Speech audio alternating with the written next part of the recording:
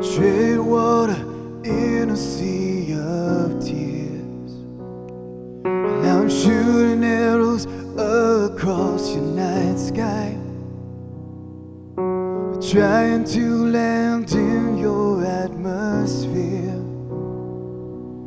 If we can make it through the storm and become who we were before, promise me we'll never look back.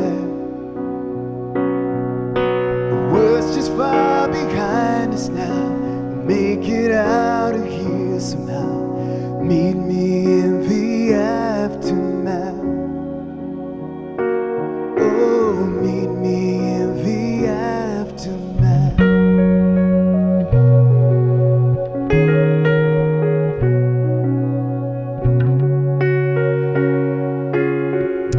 December through February, pretty rough months for Joy and I.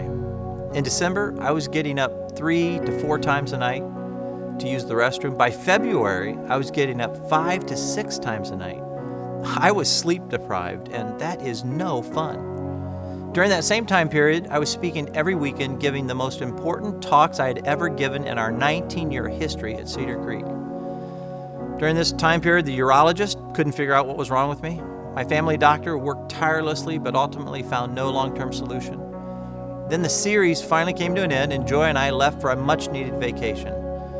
This will cure me, so we thought. No stress, daily view of the ocean. Instead, I got worse.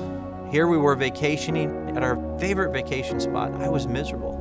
I was feeling so bad. I told Joy, I said, I think I'm going to die. So Joy and I, 3 days into the vacation, packed up our vacation clothes and headed home.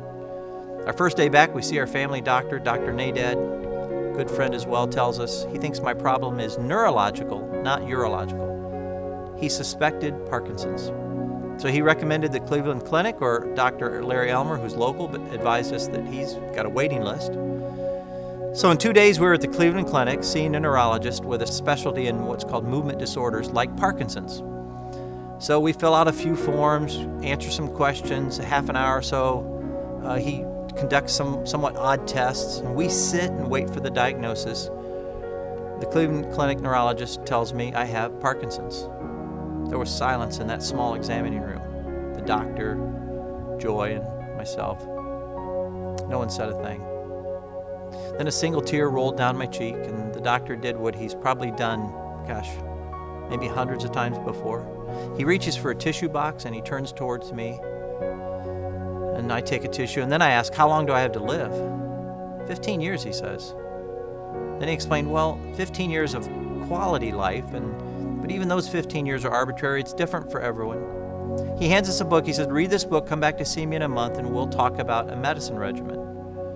So Joy and I leave the clinic, somewhat stunned, headed home.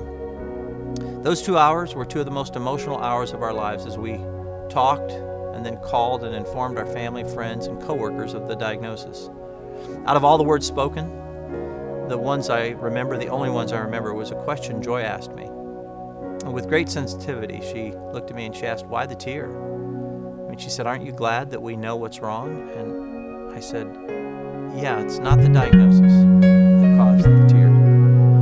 It's grief. I'm grieving the loss of our future, the future that I expected to spend with you, with both of us healthy and fully alive. So much more to life in all the hours, moments that just slip beneath our feet, and the times that we put it all on the table. Hell feels too far beyond our reach. If we could make it through the storm and become who we were before, promise me we'll never look back. The worst is far behind us now. Make it out of here somehow. Meet me in the aftermath.